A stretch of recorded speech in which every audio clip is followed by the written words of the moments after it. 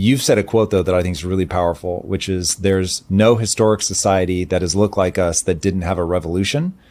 And I want to get a sense of what is it that we look like? The best example I've gotten recently since we last spoke is that Nietzsche had a term called the Age of the Last Men. And he was writing in the 1880s. And he said that no one would truly understand his work until the year 2000.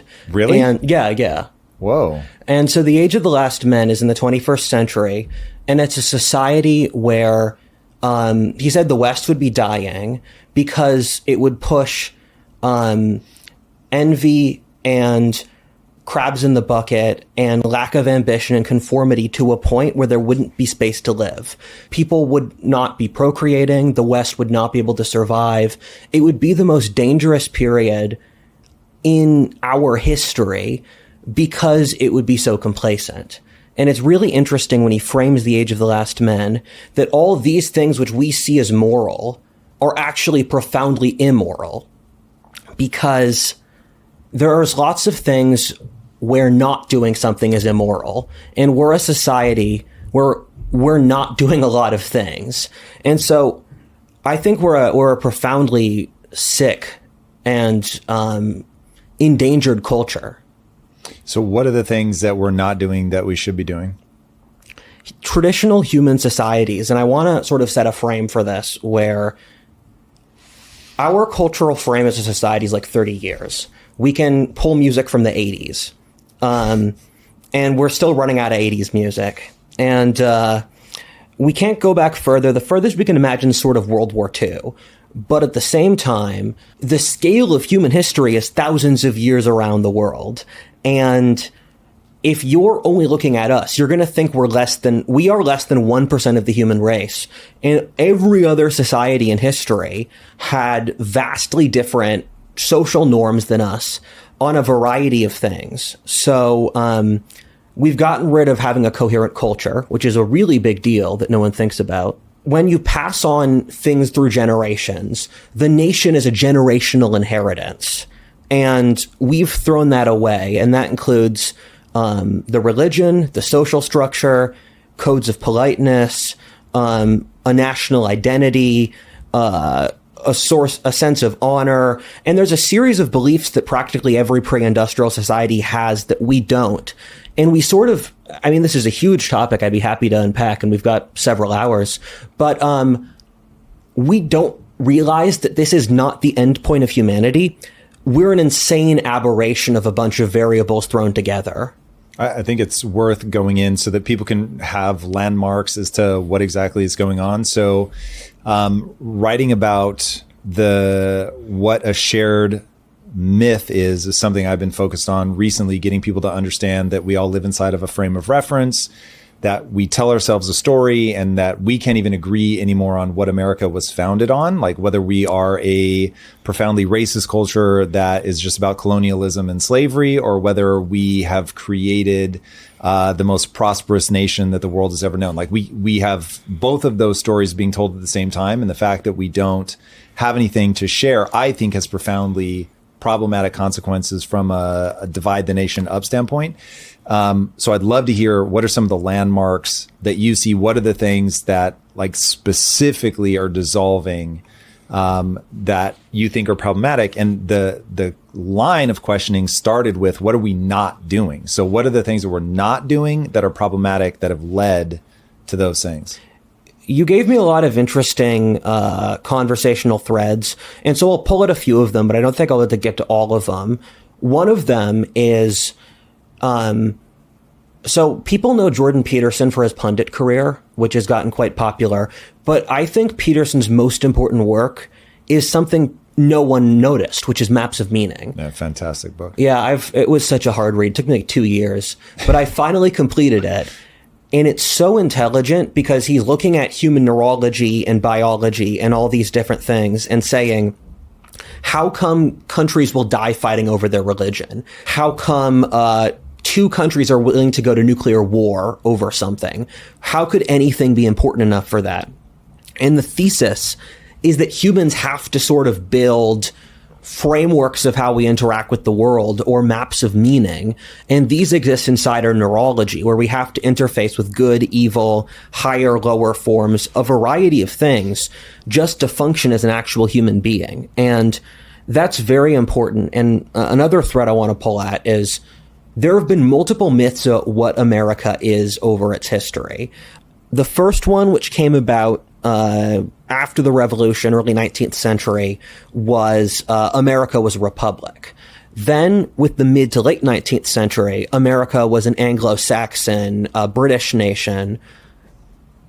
Early 20th century is America was a frontier culture built off sort of the shared challenge of entering a new land. Then the theory from World War II until the mid to late 20th century was America was a nation built off sort of diversity, mixing peoples together. But back then it was seen more as like Italians, Irish, Jews with the local Anglo-Saxon population. And then the theory in the 21st century has been that America is built off oppression and colonialism and racism. And for all of those questions, do you want me to unpack which of those I believe? It'll be helpful to understand what you believe, but with a specific eye towards why does it matter? Like, does it provide stability? Because when I look at your work, one of the things that I feel like you're trying to do is understand the different ingredients that have made this moment dangerous. And that gives me a sense of I can follow cause and effect in your thinking. And so I'd love to hear those narratives through the lens of, well, if you believe this, this is sort of the knock-on effect and you can see it in society today. Yeah. Life without identity is very difficult because difficulty has no meaning without identity, and life has a lot of difficulty.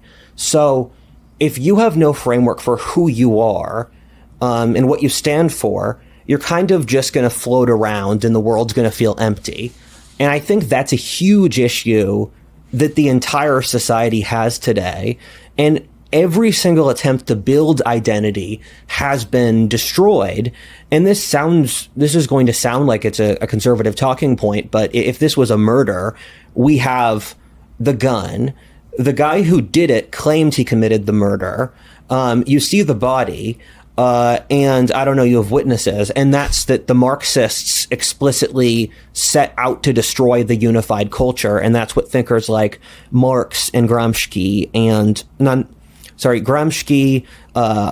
Marcuse, Yuri Bezmenov, all these Marxist thinkers had a legitimate process of social disorientation, which they planned out each step. And we've seen all the steps happen in reality. But the only reason that worked, because in a normal society you just brush that off, is that with the rate of change with the Industrial Revolution, and we talked about Mouse Utopia last time, there wasn't that unified cultural anchoring.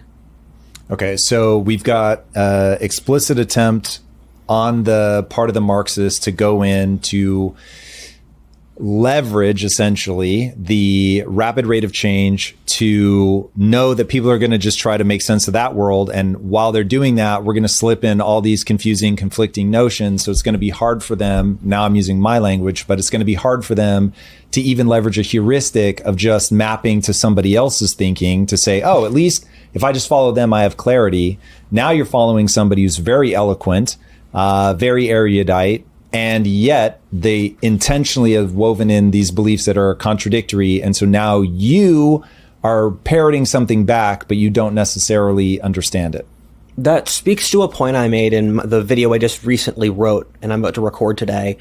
And so the issue we have is that modern thinkers are pulling people from the last 200 years. They're very bad at big detail and context and sort of understanding how the world works. Take Marx as an example, who's had an enormous impact on the entire world today, even though people paper that over. But even right-wing people are hugely impacted by Marx. I mean, I've done class analysis. I have my own sort of dialectic of history.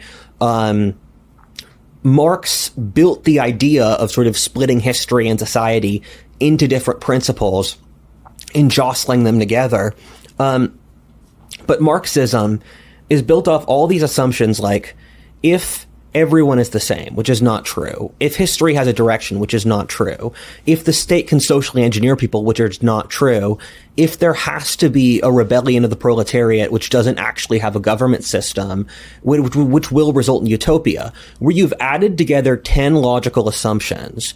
And if you do that in coding, your code's going to crash.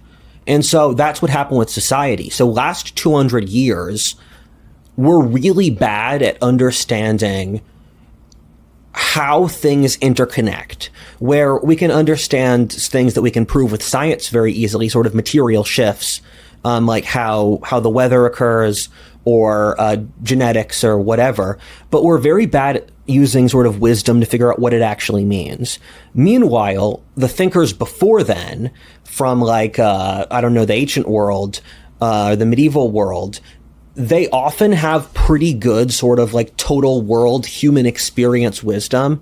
It's why religions like Christianity still work today, or why people still read Marcus Aurelius. But the way their wisdom works is often in such like a differently coded way than modern people, that modern people don't really understand it, or they just think of it as a silly story. When you look at these ancient myths, you have to compare what part of this was a silly story and what part of this is symbolic wisdom. And that's a very thin line. And so we're stuck with this gap where we can't find the ancients identifiable, but then the moderns don't really know what they're talking about in a lot of cases. We'll get back to the show in just a second. But first, Paleo Valley's bone broth protein is hands down one of the cleanest, most nutrient-dense proteins you can buy, and it is delicious. It's made from real grass-fed beef bones, slow-simmered to extract all the collagen, protein, and micronutrients your body needs to thrive. One scoop gives you 13 grams of high-quality, delicious, bioavailable protein with naturally occurring collagen to support strong joints, radiant skin, and deep hydration. This is the kind of whole food nutrition that humans have thrived on for thousands of years. And let me tell you, the chocolate flavor, it is on another level. Not overly sweet, not fake, just real, decadent flavor that actually feels like a treat. I love this thing. You've also got vanilla, salted caramel, and unflavored if you're keeping it simple. You can get up to 35% off all Paleo Valley products, plus a free gift with your purchase. This is their best offer of the year, so don't sleep on it. Fuel your body with real ingredients. All right, now let's get back to the show. One thing that I want to see if I can get to understand is I have it's overly simplified to be sure, but it is so directionally accurate that I repeat it often. And it's my hypothesis about why exactly society is broken right now. And then that predicts exactly what we would need to do to fix it. It goes like this. All of the problems that we're facing as a society right now are economically, they're born from bad economics. What we've done is in 1913, when we went onto a fiat currency by establishing the federal bank, the Federal Reserve, we went into a system where we could print money. By printing money, we were able to steal from people through inflation. By being able to steal from them via inflation, we created hyper inequality, which, I mean, it took 100 years to manifest, but it's manifesting pretty horrifically right now. And so we had an American dream where it was like, there is a truth to be faced that there's one asset class that humans understand intuitively, and that's the house. The only way to protect yourself from the devastation that is inflation is an asset. And so now you have the situation, this is a literal statistic, 10% of Americans own 93% of the assets, and people wonder why, we're getting just ever increasing inequality. Put that together with the fact that we have an evolutionary algorithm placed in our minds that makes us absolutely go ballistic when we see something as unfair. And so the Gini coefficient, which says basically if somebody looks around and sees somebody else has more than they have, they're going to go bananas if it gets too big. And so the Federal Reserve made it possible for wealth inequality to just spiral completely out of control. Once houses became unaffordable, then you get this hollowing out of the middle class. And so now the wealth inequality is going like French Revolution levels. Because of all those things, I think we actually are headed towards a French Revolution, but it's economic in nature. everything else that's manifesting is simply because the economics broke. And if you fix the economics, there's enough prosperity that people sort of fall back into comfortable patterns and they can overlook all the schizophrenia that something like a Marxist philosophy might bring. And so that like encapsulates my core thesis as to what is going wrong and therefore what we would have to do to fix it. As you pull all these threads of history, do you have a similar thesis that you can lay out? Is it tied to Marxism? Is it tied to leftists in general? Or is it something else completely? So we're in a really awkward position because I have a joke that hundreds of years from now, for the population number, they'll have line go up, line go down, where 20th century is line go up, in demographics, 21st century's line go down. And we're at the point where line go up is starting to go into line go down. And this would be very psychologically disorienting for people, because I think if you fixed the economic issue, you'd put a Band-Aid in a lot of these underlying things. But I think we do have a pretty severe cultural issue, which is sort of working with the economic one. And we didn't have the cultural issue until recently because money could paper it over. And can you define what the cultural issue is? So you look at the baby boomers, they got rid of a unified culture where it's the shared story we talk about. It's that people have lots of things that people don't think matter, in fact, do. Where one of the great things about living in Texas is there's sort of like a fluid degree of social trust that makes doing things easier. You can trust that, like, let's say I forgot my debit card at a restaurant yesterday. I just went back and got it, and they just noticed me, like, oh yeah, you can have it. We know who you are. That's possible in certain cultures, but then not in others. Or if like you have an employee, if it's a high trust society, you don't have to watch over them every second. And if you don't have to micromanage or always check in, where culture affects absolutely everything. But what happened was that we had centuries of increasing wealth where we thought we could get rid of culture. The boomers are at the peak of that.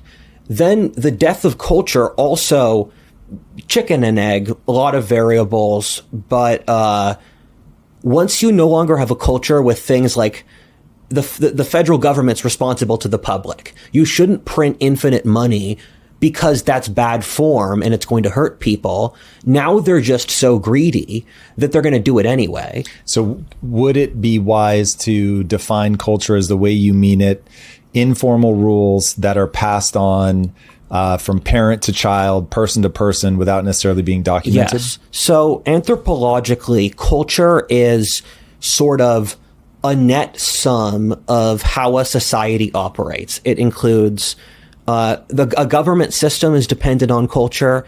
The religion is, the manners, the accent, how child rearing occurs, how they cook. The culture is just the sum total of the human interactions. And what happened is that modernity had lots of implicit issues, which we used money to paper over. And then once most people slid into misery, money didn't do that anymore.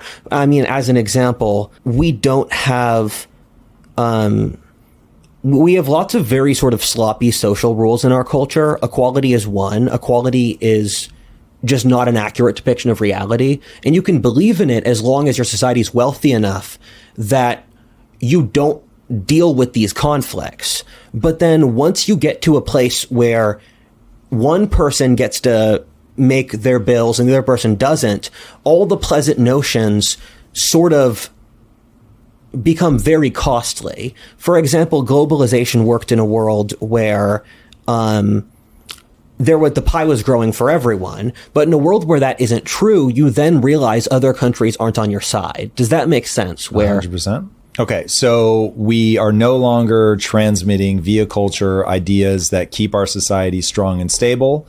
When that happens at the same time that the economic pie begins to shrink, suddenly you see all of the issues. But your hypothesis is that the issues that we need to address, the more foundational issues, are ones of culture. No. I think both are foundational. Economic is first because people are really struggling economically, and you need to fix that in order to just have a functioning society. Because so many people are just barely paying bills and living really miserable lives that if you don't fix that variable is going to tear everything else down.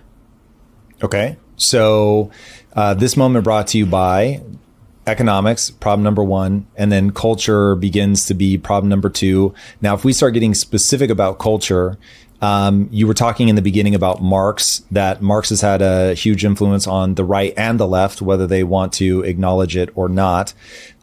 So far, what you've put forward about Marxism is it offers these conflicting ideas with the express intent of destroying culture.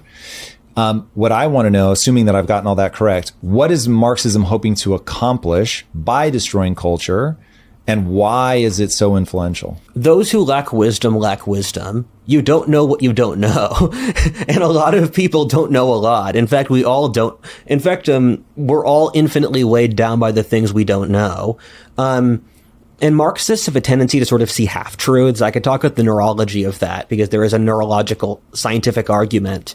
But I've read most of the Marxist thinkers who did this: Yuri Bezmenov, Saul Alinsky, Gramsci, and none of them see the world or society as a living thing. So when you look at Marxist economics, they're like, this is the pie. We can just divide up the pie. What they don't see is that this pie was, in at least a fairly significant portion, brought to you by the corporations and the rich people and the kulaks that you want to kill. So if you kill the revolution, if you kill off the most sort of economically productive people, this isn't your pie. This is your pie. And Marxists really have an issue with that, where Yuri Bezmenov, and this just shows how deep and insidious it was, the Soviets literally had a department built around this where they had set procedures. And there's a certain degree of like kind of funny horror about it, where you can watch, again, you can read this stuff. You can read Gramsci wrote for free online, Rules for Radicals you probably get at the library if they still exist. Or, I mean, Yuri Bezmenov has videos on YouTube you can watch.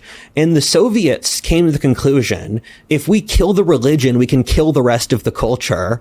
And they had like I can go through each step of the process, but they had a multi-step process on how to kill a society. And they'll literally say stuff like, make sure neighbors don't trust each other, make sure parents don't trust their children, put a bureaucrat into everything. And then the end point they came to was that the functioning of a healthy society was dependent on religion, but the Soviet Union itself was an atheist state. And so Yuri Bezmenov was studying India because he was supposed to destroy Indian society. And he thought, wait, I actually like Hinduism. I'm going to leave for America. And so it's a very sort of, when you see half of the equation, it makes sense. When you see half of the equation of what destroying the society makes sense. So the only way that I can make what you're saying make sense is if they are driven by envy and a desire for control. That's true. The argument I'm making is from Ian McGilchrist's The Master and His Emissary, which is a book on neurobiology. And the thesis he has is there's two halves of the brain, the left and the right. And the parallel that I love so much from the book, or the example, is the left hemisphere can only draw half of an image. If there's a human, it can only draw half of it. And it can only see the world through money and power and measurable things. And the right hemisphere can see the world through context, flowing over time, immeasurable variables, all these different things. And modern ideologies really wire people to the left hemisphere. Marxism is probably the most left hemisphere worldview, where from their desire for just power and destruction, then it totally makes sense, because they're not thinking of all the stuff it took to build that world. They just want to take from it. That honestly sounds like mental illness. Are you saying that that is mental illness? I mean, where's the line between malice and mental illness? You can make that a t-shirt, malice and mental illness.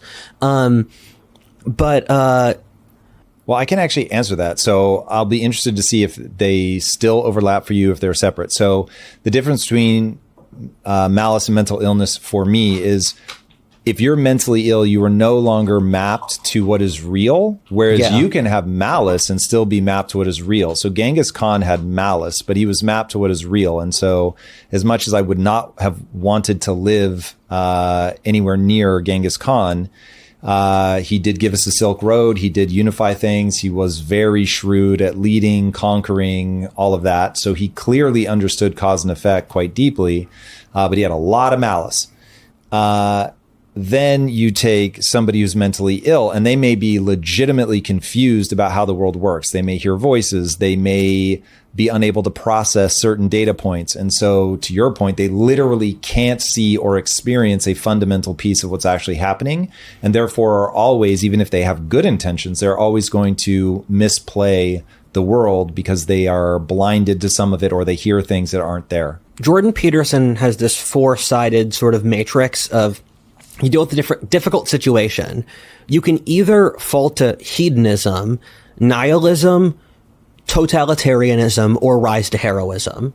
And the people closest to Marxists in history are religious fanatics. You could make a pretty good argument that Marxism is a descendant of sort of like radical Christian sects in the medieval or early modern or ancient world, where they, like in Munster in Germany, radical Protestants seized control of a city, went crazy, started practicing communism, forced sexual communism. They had multiple leaders who would murder each other, claiming to be prophets. And so there is this tradition here, and the Marxists fit into that, and they're very diluted. I mean, that's just kind of obvious if you take off the ideological goggles.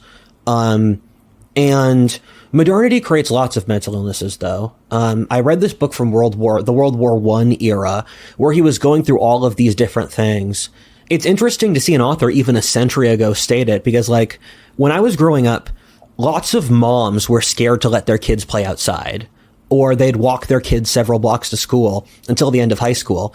And that's not something that we would process as mental illness in our society. But you look at that and you think, you have an anxiety issue. Yeah, I was going to say, I would. But you're reasonable. Most are. as a feral Gen Xer, I guess we definitely see the world very differently. Okay, I want to keep putting these pieces together. So we have my goal is to understand what's wrong with society, because I, for one, find it incredibly meaningful in my life to try to help people right the ship. So we've got culture transmits these incredibly useful ideas.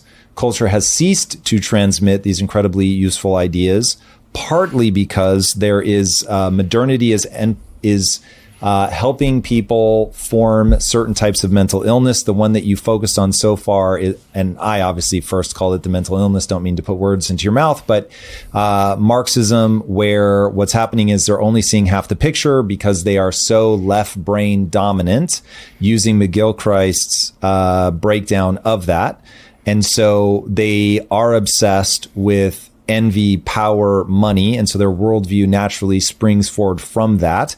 They exacerbated the death of culture itself by intentionally, and documenting it, shockingly enough, intentionally going in and creating an ideology that is confusing, leveraged the rate of change happening at the Industrial Revolution to take advantage of the fact that people would be more or less distracted and having a hard time categorizing things as a way to slip that in.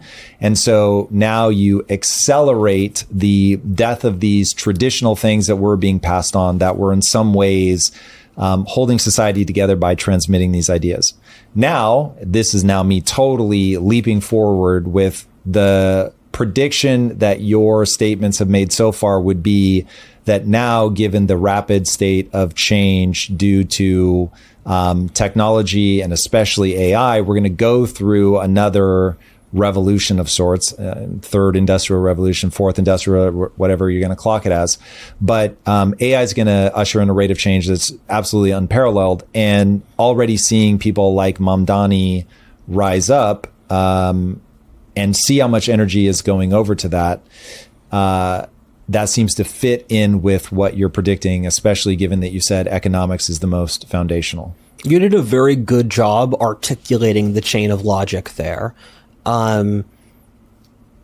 Besides that, to speak to your point, I agree with that. I had a failed prediction that we'd have 1,000 politically motivated deaths by last April. That turned out to be incorrect, but in the grand scheme of things, I still think we're going to have a revolution or a civil war. I just don't think there's any sort of causality here besides that. And you don't think there's any causality between what we've been talking about in the Civil War? No, I said that incorrectly. What I meant to say is this is where we are. There's no trajectory where we don't have one. Right. Where this chain of causality doesn't continue. And that's deeply concerning, but I don't want to lie to you.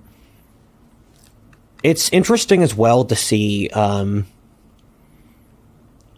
it just manifest on both the right and the left, and to see it also around the entire world, where I think our foreign news is really bad now. I don't think Americans know what go on in the rest of the world. But if you look at Germany or France or Britain or South Africa or Brazil or South Korea or China or Malaysia, I have hobbies where I watch documentaries from different countries or look at travel guides to different countries.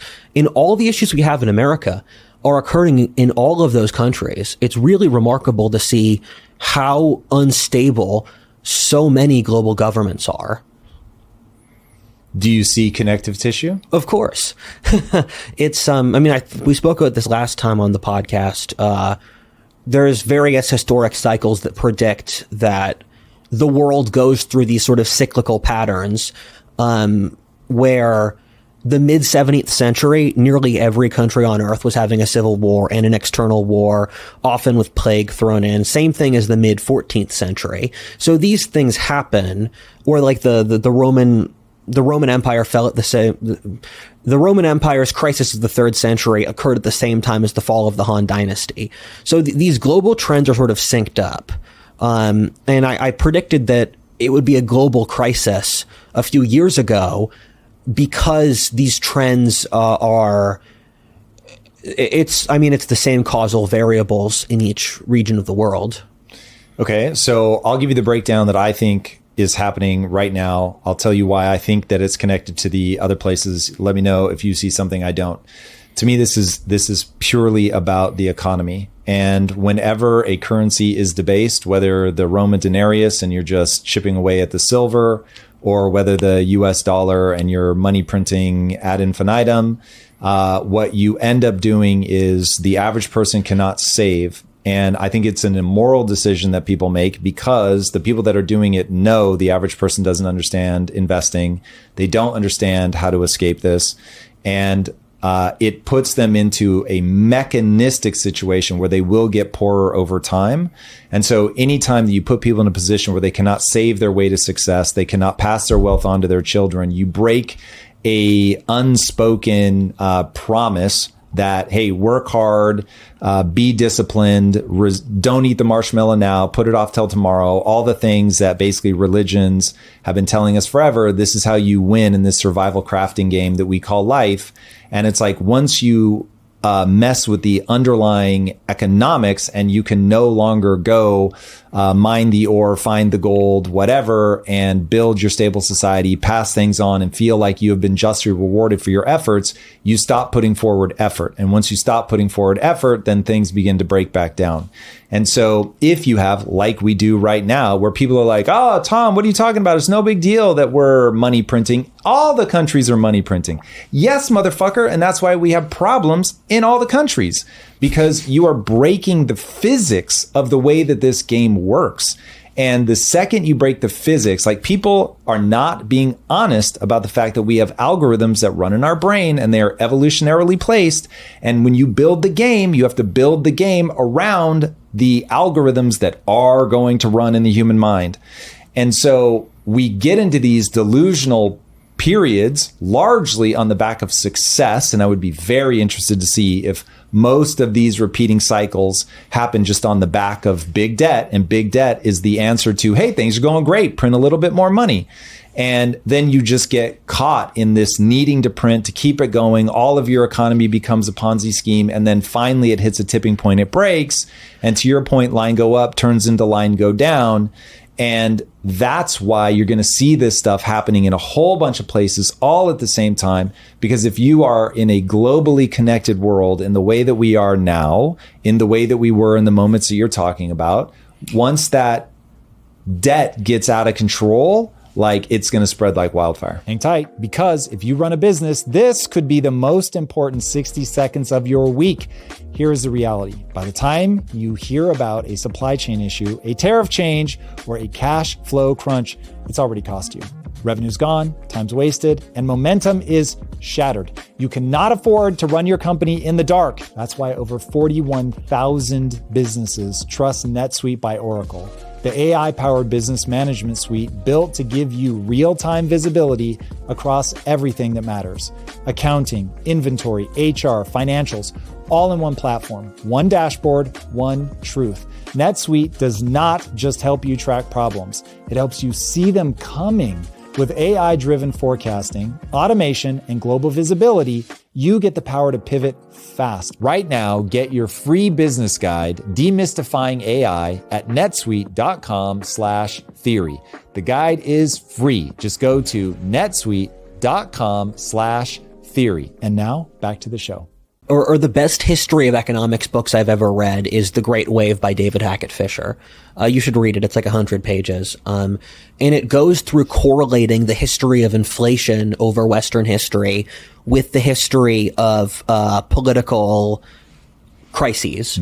It's really good. And it says exactly what you say, where over these rhythmic periods of political crises in Western and the Turchin data says global history, inflation's correlated with political disturbances. And you don't see this kind of inflation not have political issues.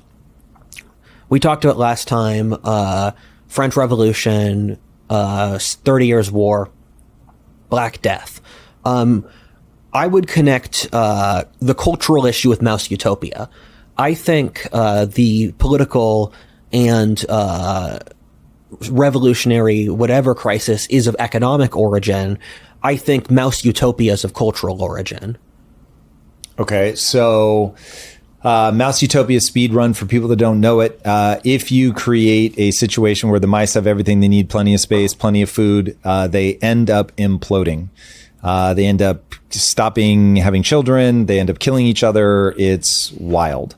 Do you, like, if you had to shorthand that, would it be something like this? When there is no adversity that you have to face, you turn inward. When you turn inward and become self-obsessed, that you're no longer thinking about the group, what's good for the group. You're no longer disciplining yourself. You're no longer like reining in our worst impulses. Yeah.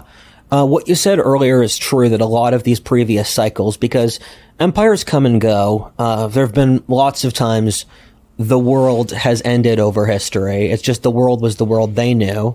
And that's a lot of cases. You can either be hurt by wealth or you can be hurt by poverty. Crises of wealth are, I mean, the ones we spoke of before, where, because inflation is an overabundance of wealth where it stops having value.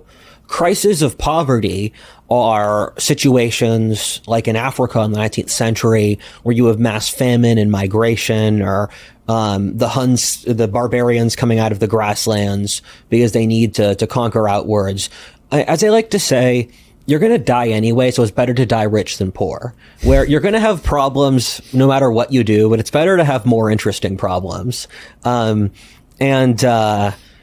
That's kind of what's happening here. And things have been too good for too long. Yeah. Okay. Yes, I very much agree with that. My whole thing is I think some people need to be chased by a lion. And by that, I mean, really, we all need to be chased by a lion. There needs to be some adversity. Adversity is the thing that's going to keep us disciplined. It's going to keep us focused. It's going to keep us cooperating, all the things that as a species we were meant to do. Okay. So help me understand how this ties specifically to the left. You did a video called WTF is going on with the left. What is happening? What do you see there? Why was that worth a video? And why is it one of your highest performing videos? It's one of the highest performing videos because it's politics content, and politics content is always the one that does best because, and I get it, like, it's perfectly reasonable to care more about the things that affect your daily life than... What's interesting, though, I didn't take that video to be overtly political. It certainly is talking about a political class, but you weren't talking about policy or anything like that. Yeah. You were talking about a mindset. It felt more culturally to me.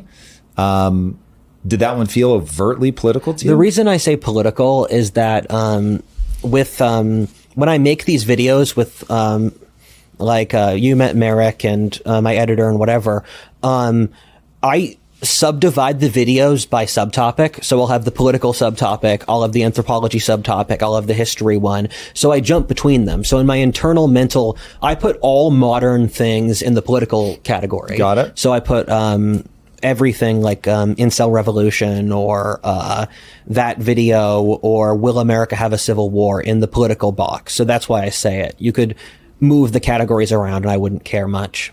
But the thing with the left is they're in a weird place. One of the things people don't notice is that the different sub-coalitions of the left are fraying, where, for example, the TikTok viewers don't trust the NBC CNN viewers, where there's been a generational rift on the left, where the Zoomer left really does not like the Boomer left because they see the Boomer left as the capitalist oppressors.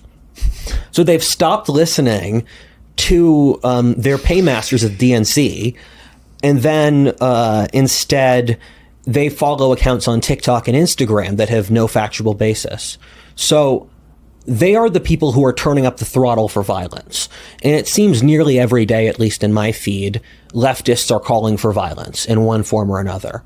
And I think the NBC CNN left don't really know what to do with this, because on top of it, they've built out their ideology and coalition in a certain way that they can't back down. They fired all the reasonable people like a decade ago. If you've made it this far into the left, you cannot be reasonable. They've removed any way they'd change their ideology, but the American people have sort of seen through it enough, and they've lost all of their flexibility. Look at the presidential candidates. I don't think anyone who the left is pushing as leadership, either for that or for a variety of things, they're so lacking because the left has pushed this culture of inauthenticity for so long.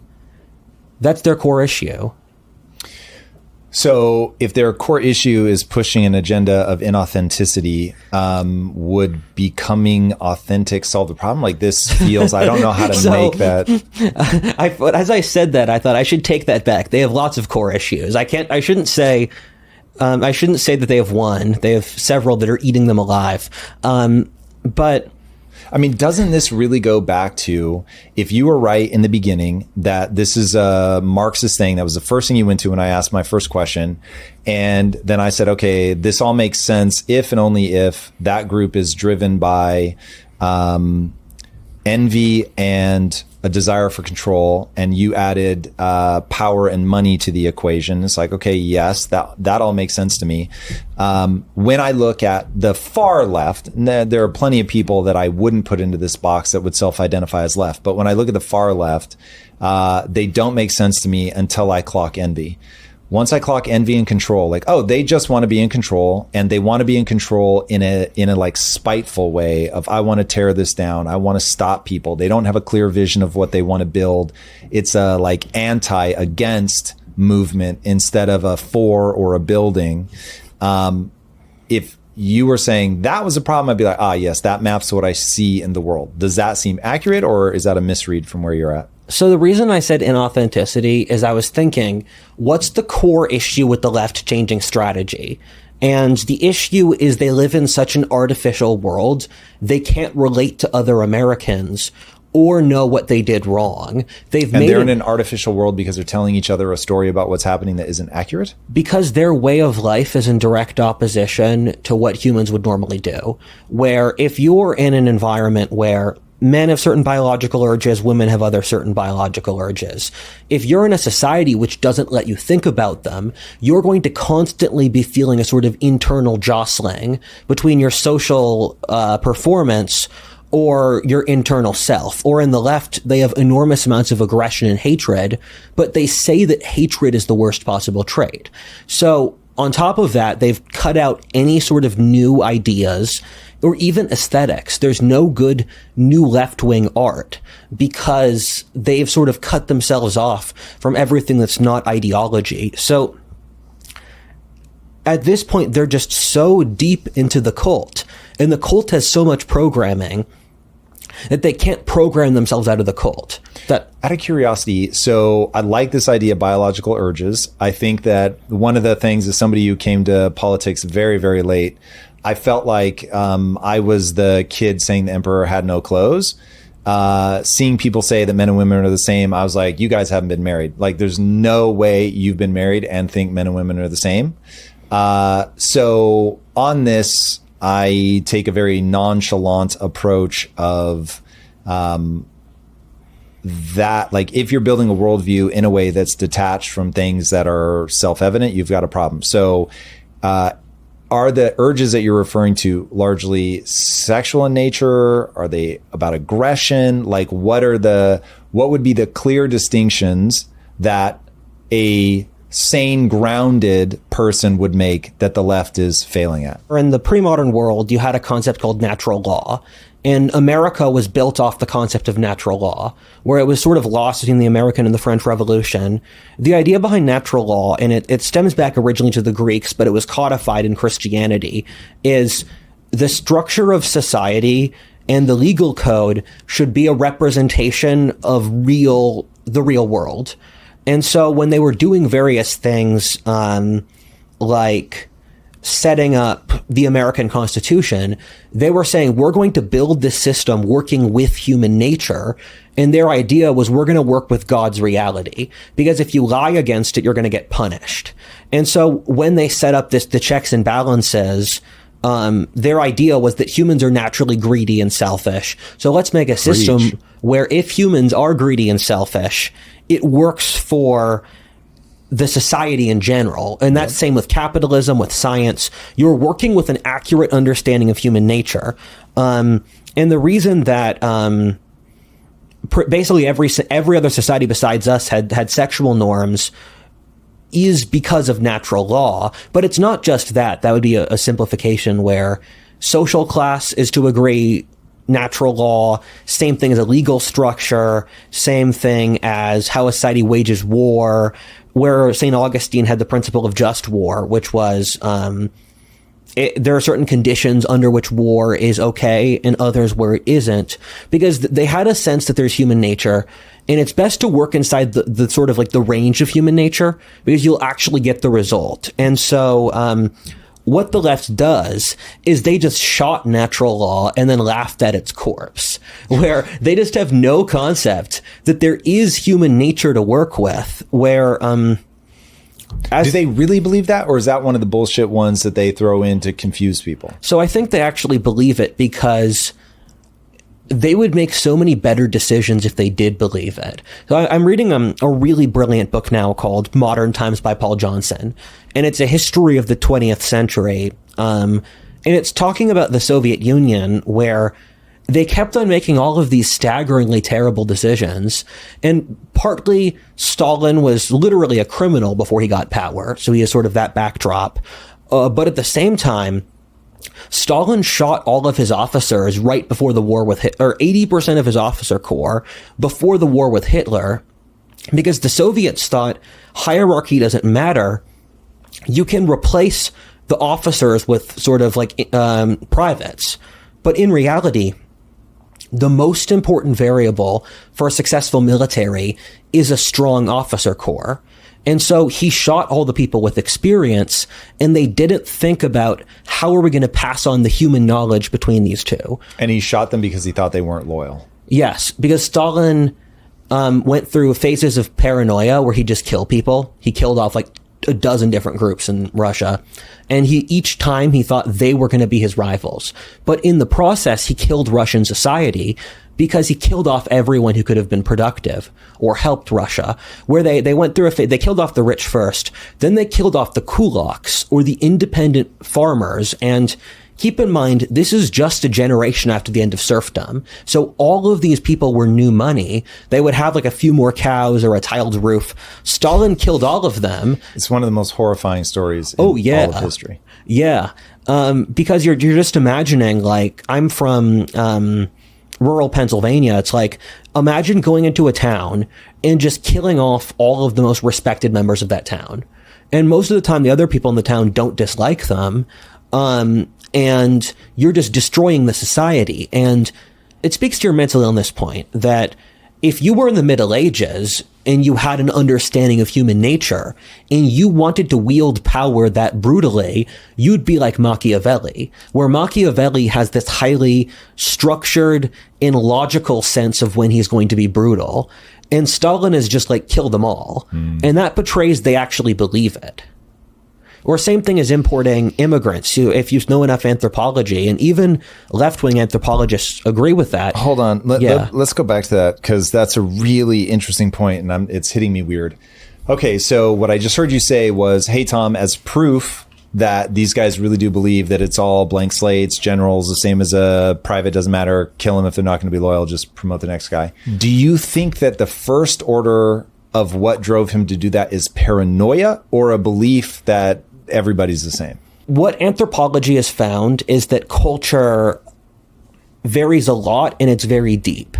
It's sort of lots of implicit stuff where there's still a significant amount of cultural differences between different sort of different sub-regions of British Americans from hundreds of years ago, as well as different groups of white American. So generations later, you can still see if someone's culturally Italian or Irish American from a variety of things.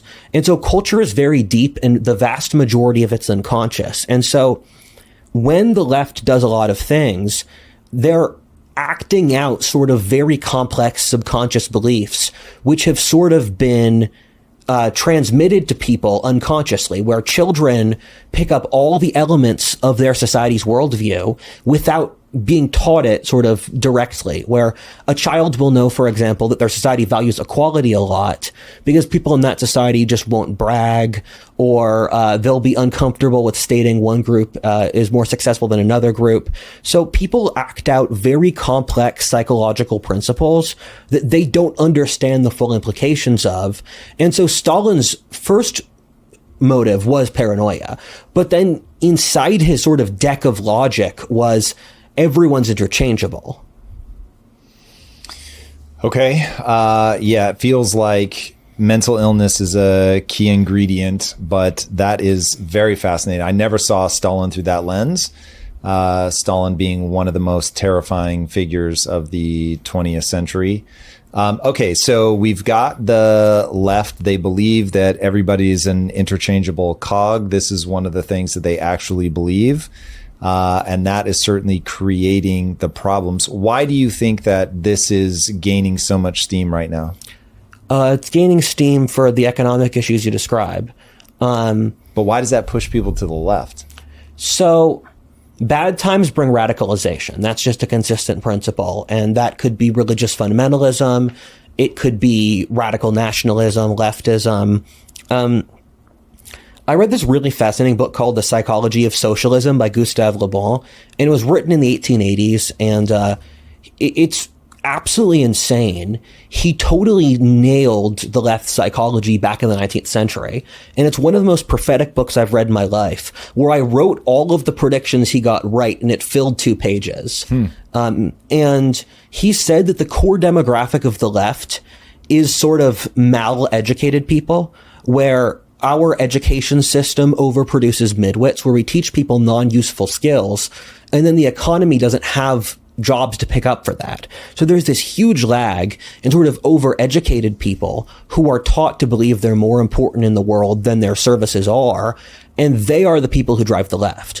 What happened in the last 40 years, and Turchin talks very cogently about this, is we had a huge cadre of both over and undereducated people. And due to the economic issues, they could not sort of integrate into society. So they became radicalized, and they used the radical left virtue signaling game as a way to short circuit not having to deal with merit, because they resent merit. So they use ideological purity spirals for status selecting. And so among young people, there's lots of sort of dissatisfied elite aspirants, and the college educated ones tend to go left. And like, I spent a semester in college, the non-college educated ones tend to go right.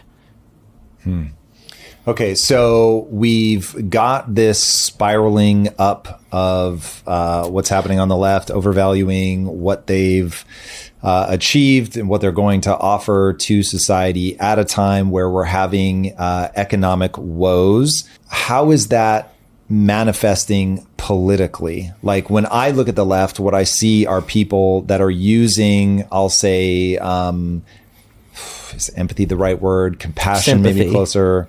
That's not what they would call it.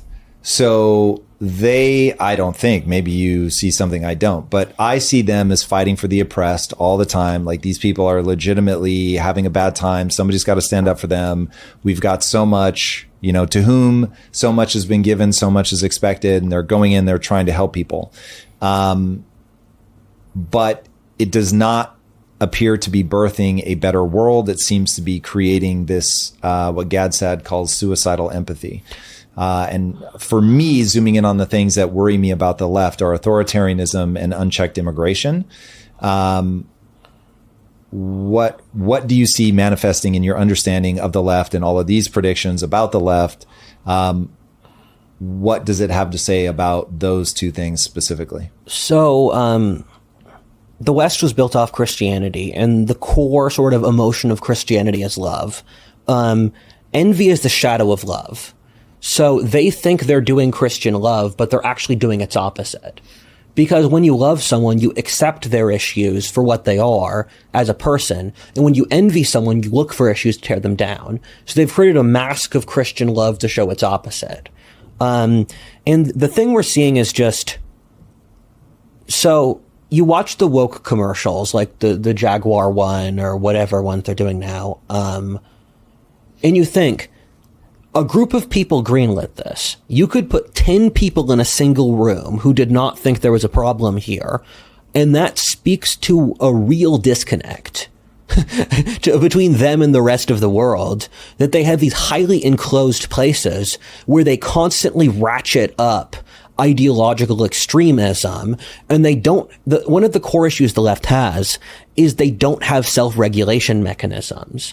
Christianity, as an example, has a series of rules, and if you break the rules, you'll get kicked out. That's even like fascism has a better rule structure than the left does. If you follow the rules, you're fine. If you don't, the left hates rules, so they just have vague vibes, but then they have no mechanism to turn off the bloodlust.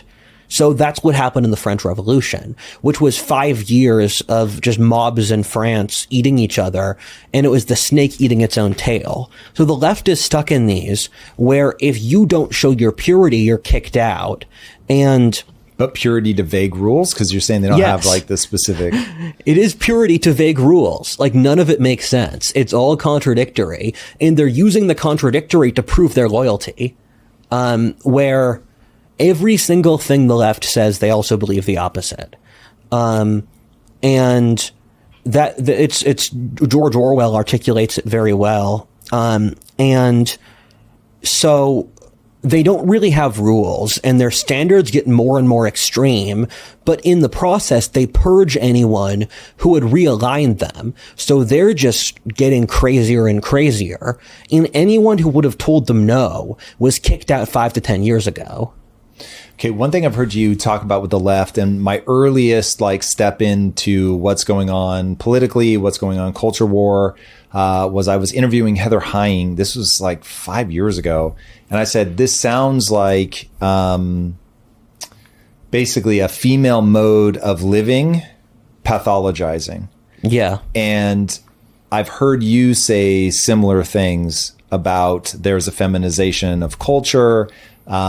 Is that being driven by the left? And if so, what's the mechanism? one of the things I like to do to figure out how the world works is I look at what predictions of the future work, because you can see what's retroactively making a predictive model is important because it means you're understanding the world's accurate. Right. That's what the scientific method is. So when I look at old predictions and they did something right, I try to figure out what they did right. And there was this. What was the core logic? What cause and effect were they tracking? There was an ancient Greek play, I believe, written in the 4th century BC by Aristophanes. And it's a society where only women could vote. And it's a society where they get rid of capitalism and institute communism. They destroy the family. Senators sit in the central sort of Senate, and then they complain about how the room's too cold. And they use sex to control the men. They can't form a coherent plan of argument, and they just stay stuck arguing over the details. And so you have this author in the ancient world who said that feminization of society will produce communism in the breakdown of the family and culture because there's an innate biological self-interest. Say more, because I think a lot of people would look at women and say that's who wants to have children. Life's complicated, man. So, women want to have children under certain contexts and they don't under other contexts. And there are different biological switches for both that societies can press. This is really a sign of archetypes being real, because the easiest way to explain this is the Jungian division between Mother Earth and the devouring feminine, where women tend to not like social barriers, clear principles or rules. And you can either say that's out of some like evolutionary self-interest, or you could say it's just sort of, there's the whole argument of like the yin and the yang, and like each sex has their own sort of innate character that propels them. But the core logic is that because women are so biologically secure, they don't get any benefit from taking risks. So it's all risk mitigation. And so when you're removing all of these social structures, you're removing potential sources of risk, and you try to make a society where to differentiate yourself is a risk, where everything is as sort of undifferentiated as possible. So that's how you end up with communism from it. Did I explain that well? You've got the first brick laid down, but I think there's more bricks to lay. So things that I've heard you talk about, which are very much along these lines, are when women say all women are a 10, that there's a thing that they are actively trying to pull off, that female hairdressers will cut the hair of women that they believe are more attractive than them by a couple inches more than you would to maximize their attractiveness. So they're actively trying to hurt their chances on the sexual market.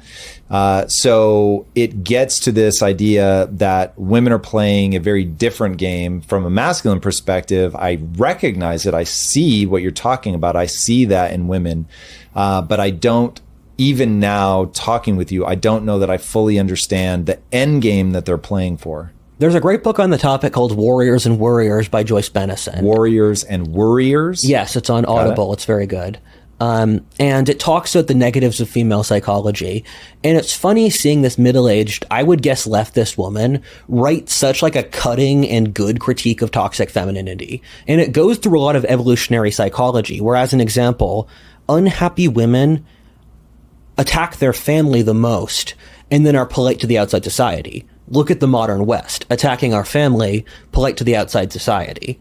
Or there's, in female friend groups, and this is all backed by statistical evidence, you can look it up, most women are scared to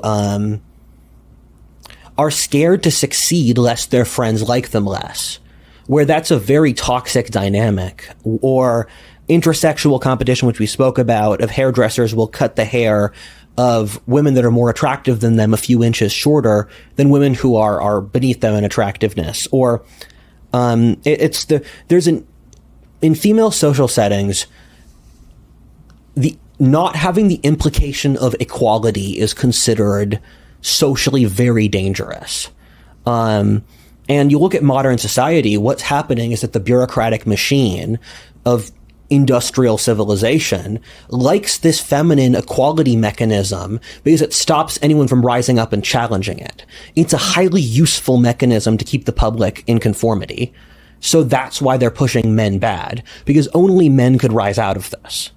And there's toxic femininity and there's positive femininity. And I want to state that, because for every, like, if, for example, if we said, like, you look at the murders of various dictators and genocides, you say that's men, that's true, but it's also a specific subtype of men who are doing a specifically male pathology.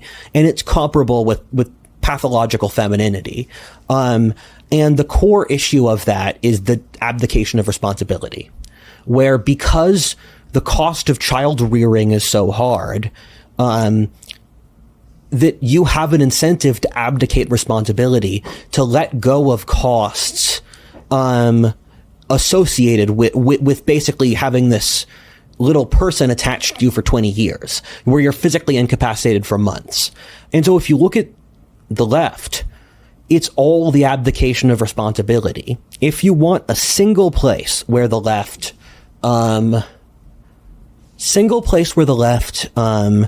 does something that doesn't make sense, it's because of the abdication of responsibility. And you're saying, just to make sure I understood that because women have so much responsibility with child rearing, they need to get it off of them in other ways. Yeah. Okay. I've also heard you say that, women just need to be honest. They're not going to be attracted to a man that can't dominate them. Yeah. So how do I reconcile that women both want to be dominated by a man in controlled circumstances? All of that's got to be somebody that they want, blah, blah, blah. But that and I want no rules. Man, I know the answer to that, but this has been such a complex journey of learning all these things. As I stare at it in retrospect, I'm like, man, that's complicated. So, it's two different biological switches based off context, where are there rules being enforced on me, or are there not being rules enforced on me? And until there are rules enforced on me, I'll push these low trust strategies until there is a social structure, because men have always been the people that have built social structures. That's true for governments, religious institutions, corporations, militaries. And so women have been dependent on the patriarchy, or the structures men build. So in the absence of a patriarchy, you'll do these low trust strategies until the context switches, and then you switch behaviors, where it's one of those things where it's Schrodinger's feminist. A feminist is either empowered or she's a victim, and it depends on context, whichever one you choose. Whichever one they choose for themselves. Yes, by context. And would that context be whichever one of these gets me more control, gets me more... Whichever one I can avoid conflict with. Where if there's a conflict, because the incentive structure is that women cannot win fights against men, so a lot of female behavior is offsetting their physical weakness against men. Because if you're not going to win, go with the flow. So if I'm in a context where I can get away with, I'm going to get away with it. If I can't get away with it, I won't get away with it. Okay. It doesn't make sense to people like us, where you and I are both very sort of entrepreneurial and we want to enter in a situation and figure it out. It makes significantly more sense if you're like a Russian peasant or a Chinese peasant, where you have these huge governments that are utterly exploitive. And so when you can hide a little bit of grain from the tax collector, you do so. Okay. So you're saying that is one of the strategies that women employ. Yes. Okay, so as we feminize the societal structures that have traditionally been created by men, and at least in this moment are being co-opted by women, what are the consequences for men? A lot. I mean, there's no birthright. That's a pretty big consequence. Where what's the actual mechanism that's driving that down? Yes. It's a holistic system. So one of the core issues with modernity in the left hemisphere is you can't see the entire equation, which all fits together. So if you have a sexual breakdown, that's going to have consequences on your society's political structure, on its religious structure. If the birth rate decreases, that's going to affect your society's economy. Everything's connected. And so, as an example, the Industrial Revolution was a huge causal variable here because you removed women's reliance on men's physical labor, and you also removed the threat of starvation. But so the consequences for men are most men get hypergamied out of the pool. And hypergamy is the principle that women will naturally be attracted to the most powerful man. And again, that makes sense if you use the analogy of, if I am a peasant in a war zone, I will pick the most powerful warlord to protect me because he is the one who is most likely to stop wandering vagrants, wandering mercenary bands from stealing my grain. Keep in mind, this is operating out of an idea of fundamental weakness in a very brutal Darwinistic evolutionary world. So it makes total sense from the sort of logic they're coming from. And when you hypergamy most men out of the pool, you end up with these sort of a huge amount of dissatisfied men, and then no one has children because there's, of course, the mismatch between a few men who get a lot of sort of selection, and then most men who don't, and then these men don't have an incentive to get married and have kids because their life is it's fairly satisfying, and so you don't start families in this, and it also breeds mass social distrust. And for every loss in sort of like, if you raise taxes, you'll have exponential economic decreases. Same thing as social life. If you make social interactions 20% more difficult, you're going to see an exponential decrease in social interactions. And that's why I think politeness is important to societies. Because you're trying to alleviate some of that friction. Yes. Okay. So that feels like an example of wealth inequality. Wealth in this example being not the hypergamy becomes possible because of literal wealth inequality, but then in terms of sexual mate selection opportunities, there's also a sort of wealth inequality of that as well. Okay, so that came from, I'm trying to figure out what happens when you feminize a culture. What's the pathology that we're going to start to see in men? If I just started rattling off things that I can already see right now, obviously making men and their natural proclivities problematic. So telling men not to be aggressive, telling men not to be dominant, telling men that they need to step back and let others speak, specifically women, telling men that their ambition is in and of itself problematic. And one stat that I've come across recently is since I think the mid 90s, the number of patents that China has filed compared to America, China went from like less than 1% globally now to like 43% globally. I mean, it's insane. And America has gone from like 18% to 16% or 25 to 20, whatever. It was a drop. And that's where I'm like, these things matter. China believes in itself. China is encouraging its people to be aggressive, to be dominant, to be as ambitious as humanly possible, to grind, to train. And it really manifests. It manifests in GDP. It manifests in innovation. It manifests in progress. And so when I start looking at if the problems in the US, like just looking at US versus China, when I look at that and I say, whoa, some percentage of this is due to the feminization of society. That's where I've started beating the drum recently, where I'm like, no, men should not make space for anybody. Men should compete as hard as they can. You should always want an equal playing field. You should never sabotage somebody or try to hold them back. But if somebody can't outcompete you, tough shit. So it's like you should be going all in. I agree. I very much agree. Yeah, it's funny to talk about China because, first of all, you're assuming they're telling the truth, and they normally lie about 20% statistically. They amassed the Communist Party lying by each province, and it's about 20% of stats, or it's about 20% of total GDP. I think China in some ways is a more feminized society than America because they've just totally let themselves get walked over by the government in the school system and like the factory system, where I follow a lot of Chinese news, and it's crazy. They have like 50% youth unemployment now. Whoa. Yeah.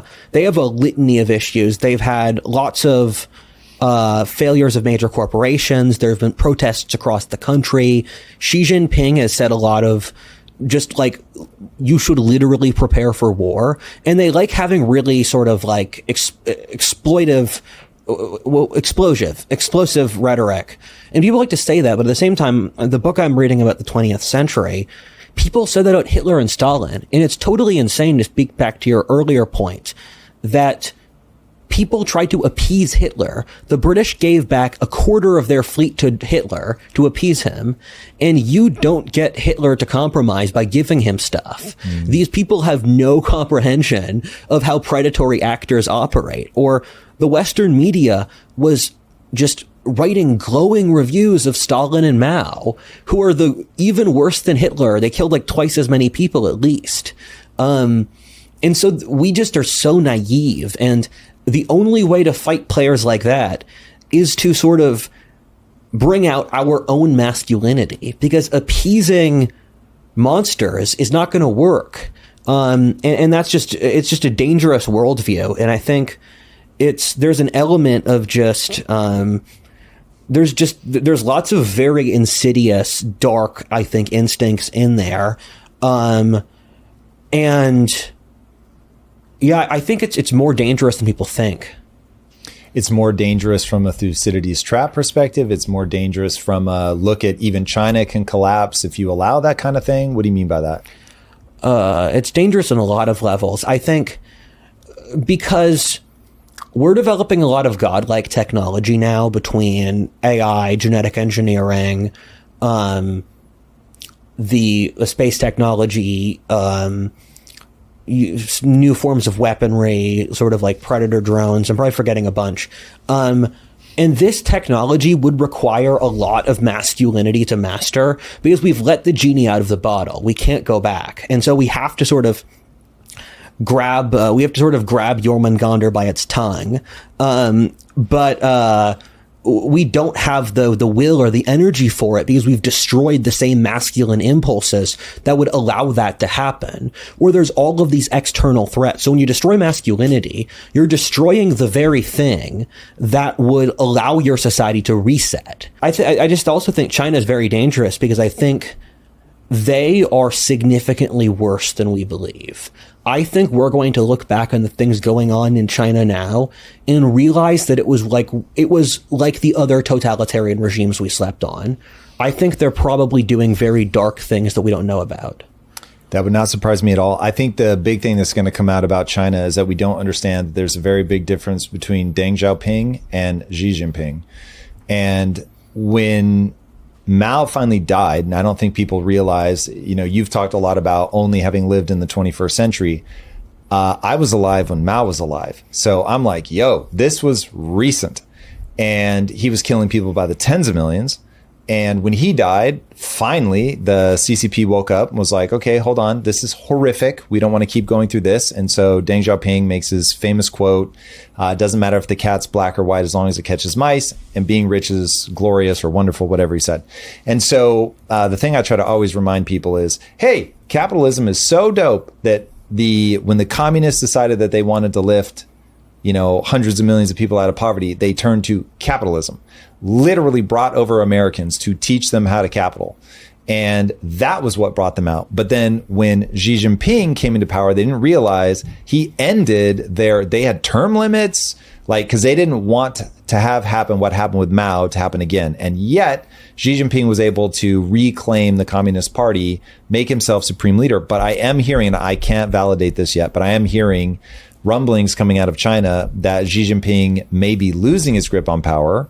that he may not be meeting with Trump, partly because he's afraid he can't leave China because that they wouldn't let him back in. Now that is wild. Now you normally hear stuff like that and it ends up being whatever. People said all kinds of crazy shit about Putin 5 years ago and none of it has come to pass. So take it with a huge grain of salt. But the part that I do think we're missing is so many of us are clocking what was going on in China in the late 90s and early 2000s as what's happening now. And it's been a very different picture since Xi Jinping took over. I've gone through sort of multiple phases of obsessive study on China. I've done it several times where for a few months I'll like just look at everything coming out of China. And it's weird to look at the trajectory they've been on where back in, again, in the 70s, they were hardcore Maoist. It was like the Taliban today. We would perceive them the way that we perceive the Taliban now. Then they went through this liberal phase where they're like, we're going to bring in Western companies. Our major cities can be places that Western expats can comfortably live in. We'll like pretend to care about stuff like the UN or free rights. Then they went through this phase in the 2010s where like I remember Fareed Zakaria made this he made this whole thing like the rise of the rest, and he was championing the decline of America against the rest of the world. And there was this whole cultural moment of China's going to surpass the West, and China's doing this empire building with the Belt and Road Initiative. And I was kind of horrified at how complacent the American elite were, that so many of the American elite were totally happy with letting a Marxist state that hates us sort of rise to global predominance. Then after 2020, we saw a totally different phase of China. And I believe Peter Zeihan is fundamentally correct, although it's going to take longer, where they have really high youth unemployment. The cities are getting empty, at least from the several different sources I'm looking at, because they have such high unemployment. People are moving back to their hometowns. Because in China, there was this huge migration from the countryside to the cities. And the Communist Party is killing a lot of people. There were 2 million unaccounted for deaths for COVID. Whoa. Where there were 2 million deaths for like unstated reasons with coffins. And that's a lot. They're teaching children how to do military sort of training. They openly say that America is the enemy in their propaganda. They've closed their borders for years. So China is in a very totalitarian place, and they're cracking down on their own population. And it's scary because I see the potential in China for what America could be. And if we keep going in a totalitarian direction. Yeah, because keep in mind, we didn't know at the Holocaust at the time. We didn't know at Stalin or Mao at the time. These totalitarian governments have been very good at insulating the world from what's going on. The Uyghurs, too. I mean, they've experienced horrible things. Yeah. Yeah, there's plenty of malice in the world. There's no doubt about that. This is why I bang on about free speech. If you're not willing to let people say what they say, if you're not willing to be voted out of office, then the guns come out. And there is no other way. And I don't know why people can't see that, but they really can't. All right, I want to ask you about Gen Z. You're a Gen Zer. I want to know about what is sex like for Gen Zers. What does that tell us about either the feminization of culture, where we're headed as a society? I know you're close with the guy behind HOMAth. Yeah. So what are some of the most important HOMAth equations? The core variable I'd say is just lack of social trust. And that operates across the entire pyramid. Between men and women? Yes. Just in the entire equation. And so you have the hypergamy system where I always forget your audience is probably a different demographic than, because for the spaces I'm in, we've had this discourse for a while and everyone's seen the HOMAth chart. And I realize a lot of your audience might not have seen the HOMAth chart. Yeah, my audience is older than yours. So 80% of men, 80% of women go to 20% of men. And that's due to the structure of the dating apps, where a majority of relationships among Gen Z are formed online. And it's an important thing to realize Gen Z doesn't really leave the house. partly because they're not wealthy enough, and partly because they have social anxiety or everyone's on their phone. So most relationships are formed online, and that's a fairly, how do I explain this? That's very shallow and dehumanizing. And with the way it works as well, with the inequality, is you have a lot of incentives for low social trust, either between sort of the Chad guys who have lots of options, and then that brings down the value of the individual women who they're cycling through. So you have a large disenfranchised population. You have a loss of social trust due to sort of the incentive structure, and because there's no community with the way social media works and dating apps work. And then you just have mouse utopia eating at the equation, where you have a significant portion of Gen Z women, I think some men too, who have basically just checked out, who are radical left or lesbian or something like that. And no, I'm not making this up. So that's why young people don't have children. That is, that's wild. Okay. So if you were going to try to unwind some of this, like if, I don't know if you just are black pilled and it's like, there's nowhere we can go, or if you feel like, is this, we got to re-champion religion? Is this, obviously we've already talked about economics, so I'll assume you'll say we got to resolve some of those issues. But other than the economics, like how would we unwind this if you gave us a generation or 2 generations? What are the things that would need to be true for us to re-normalize? I agree in the economic. After that, I'd say just a return of masculinity. Because the issue with a lot of sort of religious conservatives is they want to bring back a rule structure for religion without really reference to God or sort of the masculine enforcement. Because the way, if you study sort of like, I have multiple sources of information, but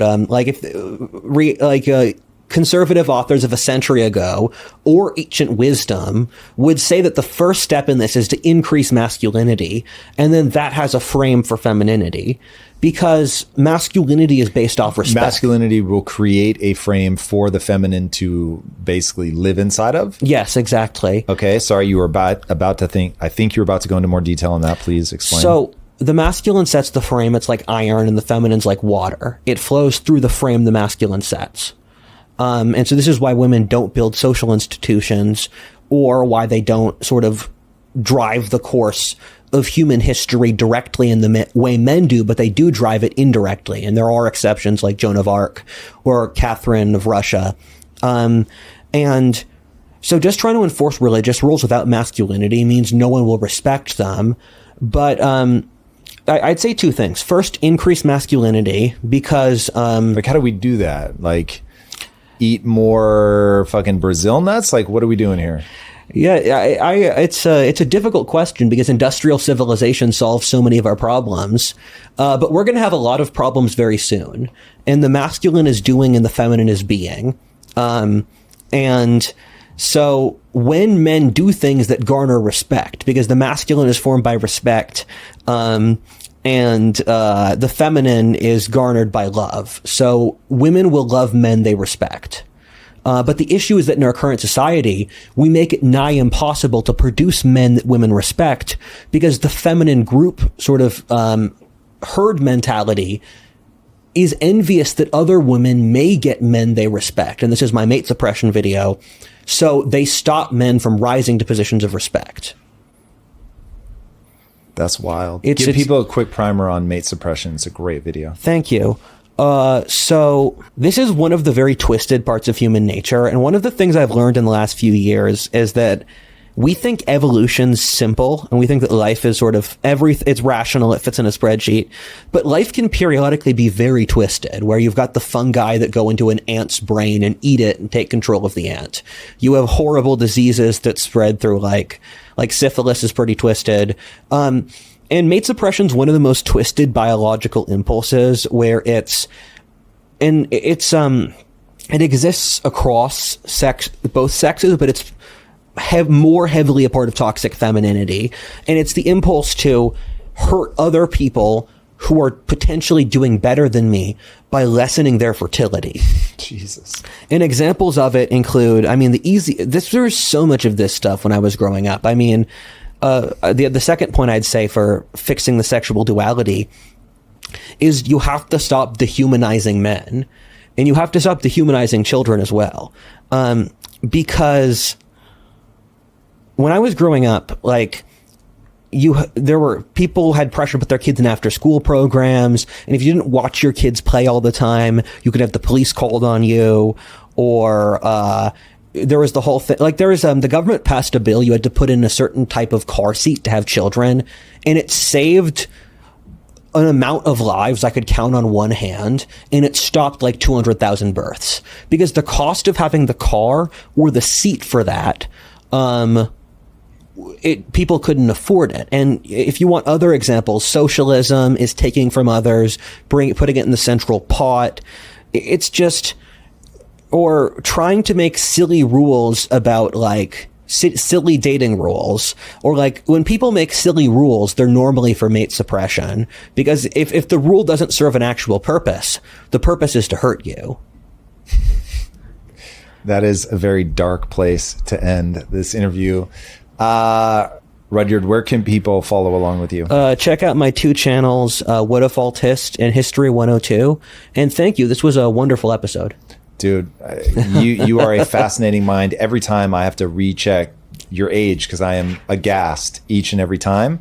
I was like, yeah, he really has only lived in the 21st century. It is wild. I cannot wait to see where you're at in 10 years, 15 years. Your ability to sponge up knowledge, historical context, frameworks is really incredible, man. So I love being on the timeline with you. Thank you. I'm honored. No, man, my pleasure. All right, everybody, if you haven't already, be sure to subscribe. And until next time, my friends, be legendary. Take care. Peace.